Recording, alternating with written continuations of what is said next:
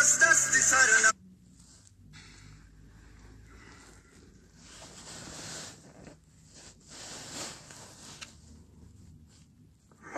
علیکم لالا جون، خوب هستی؟ حالت خوب است؟ ما مردم تاجیکستان هستیم، از تاجیکستان با شما گپ میزنیم. مردم تاجیک ما مهمان دوستدار هستیم، با تاجیکستان همیشه از پشتتان هستیم. مردم افغان بی‌پروا باشید. چطور هستی؟ میبینم که پاپولار نشدی. رحمت نمیگی که ما ویدیوی شما رو استوریس میکنیم، رکلامتون میکنیم. سلامت باشی برادر، ما شما رو دوست داریم. ما مهمان نواز هستیم، شما هم حتما یک دفعه اینجا بیاین.